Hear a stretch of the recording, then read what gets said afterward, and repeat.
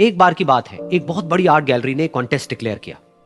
उसमें उन्होंने अनाउंस किया कि जो भी पेंटर पीस को डिपिक्ट करने वाली वर्ल्ड की सबसे अच्छी पेंटिंग बनाएगा उसको $10 मिलियन का इनाम मिलेगा।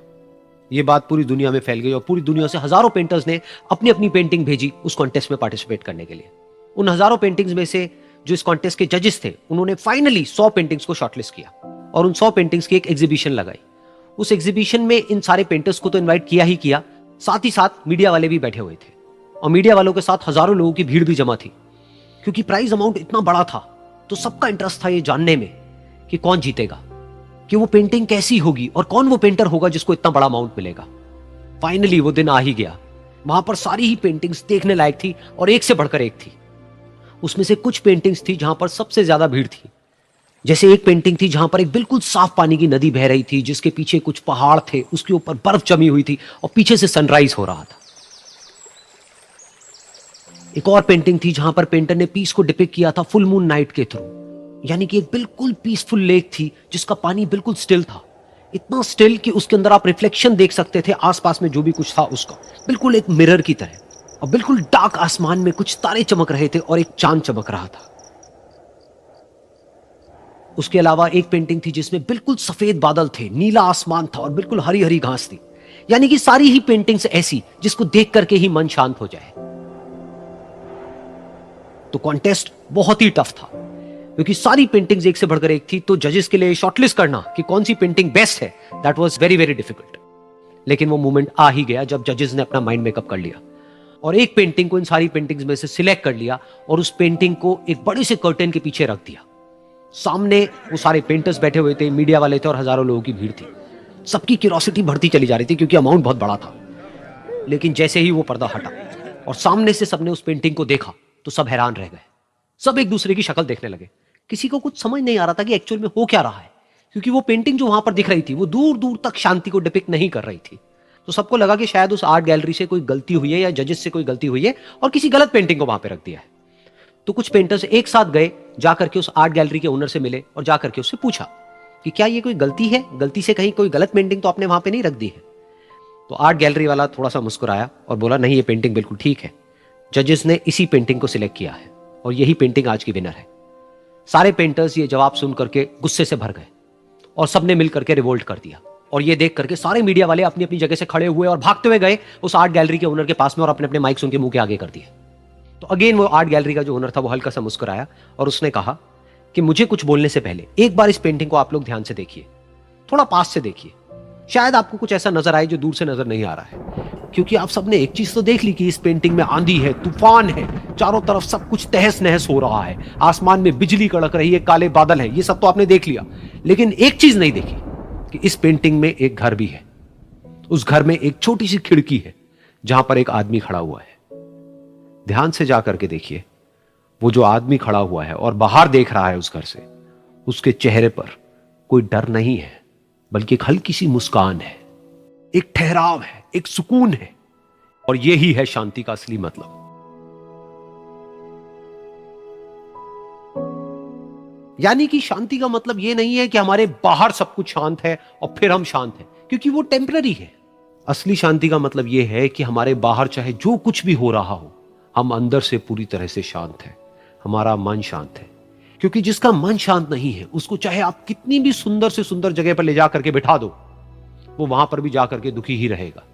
लेकिन दूसरी तरफ से जिसका मन शांत है, उसके बाहर चाहे कुछ भी हो रहा हो, चाहे मौसम कैसा भी हो, चाहे उसके आसपास में सब कुछ तहस नहस हो रहा हो, तूफान हो, लेकिन वो अंदर से बिल्कुल शांत रहेगा। और यही है शांति का असली मतलब। मैं आपको ऑनेस्टली अपनी एक रियल लाइफ स्टोरी बताता हूँ कि मेरी लाइफ की एक स्टेज थी when I was making hell lot of money. I will not tell you about the numbers, but I was making good amount of money.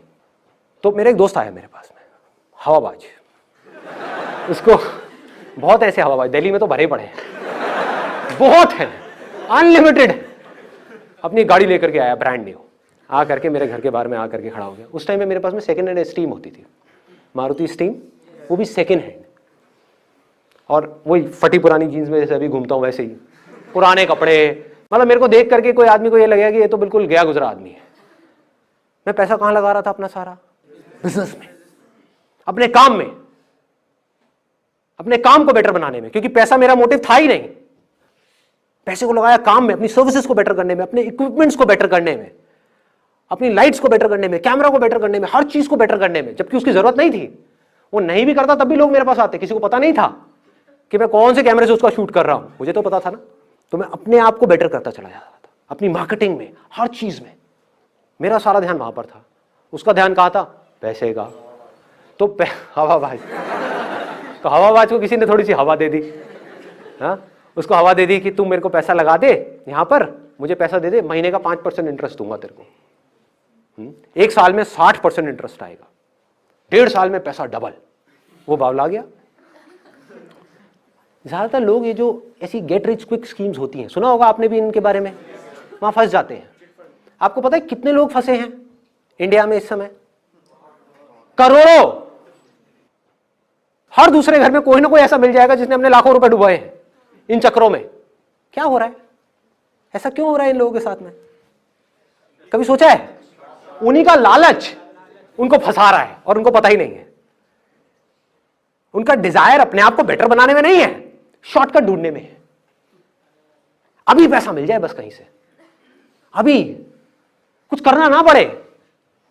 Sandeep ji तुम रास्ता बता रहे हो तो बड़ा बेकार रास्ता है यार, इसमें तो बहुत कुछ करना पड़ेगा, अपने आप को बेटर बनाना पड़ेगा, उसके अंदर कितनी मेहनत करनी पड़ेगी, कितनी बुक्स पढ़नी पड़ेंगी, कितना दिमाग लगाना पड़ेगा, कितना मार्केट को समझना पड़ेगा, अपने आप को समझदार बनाना पड़ेगा, मतलब कि पढ़ना पड़ेगा, आंखें खोल के इस दुनिया को देखना पड़ेगा, अपने दिमाग पे जोर डालना पड़ेगा, है ना, अपनी स्ट्रेंथ्स को पहचानना है। बड़ा भारी काम है भाई, कौन करेगा? इससे बढ़िया क्या है? कोई पावरफुल आदमी मिल जाए, वो आकर के कहे तुझे कुछ नहीं करना बेटा, ला करके मुझे अपना 1 लाख रुपए दे, मैं डबल कर दूंगा 1 साल में। तो वो भाई मेरे पास में आया, आकर के कहता संदीप तू ये कहाँ धक्के खा रहा है? पागलों की तरह पहले शूट करता है, फिर साउथ दिल्ली जाता है, वहां से प्रिंट बनवा के लाता है, और ये करता है वो करता है, धक्के खाता है। क्या जरूरत है तुझे ये सब करने की? तेरे पास में कितनी सेविंग्स है, ला करके मुझे दे, मैं तेरा पैसा डबल करवाता हूँ 1.5 साल के अंदर। मैंने कहा ये सब जो स्कीम्स होती हैं 99.99% केसेस में फ्रॉड होती है। वो समझा नहीं, वो मेरा मजाक उड़ा रहा।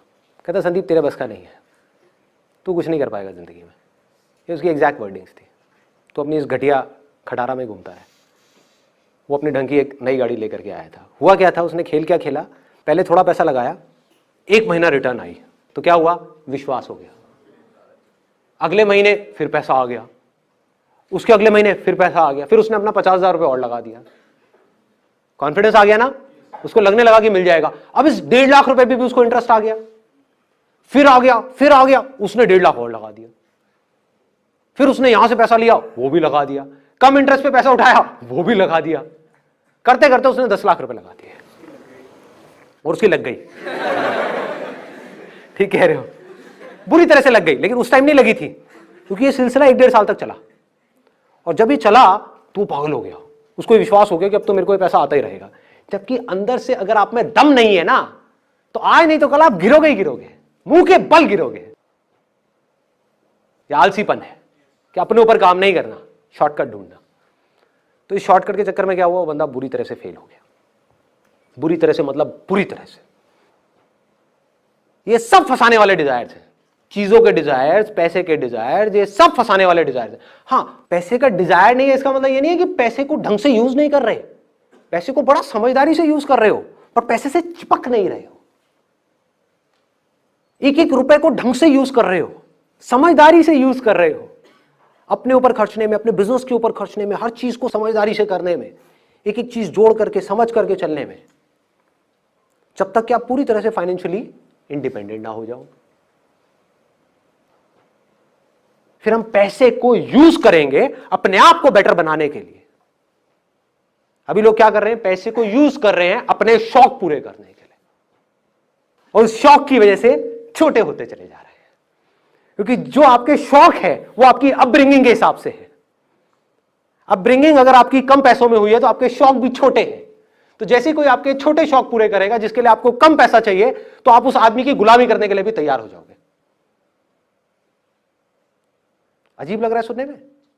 आपके शौक हैं जो 20,000 रुपए में पूरे हो सकते हैं, मैं आकर कहूं ले 20,000 रुपए, चल काम कर, लेकिन तुझे ये करना पड़ेगा, दिन में 15 घंटे काम करना पड़ेगा, वो काम जो तुझे पसंद नहीं है करेगा, तो कहेगा हाँ मेरे शौक पूरे हो रहे हैं ना, मैं करूँगा।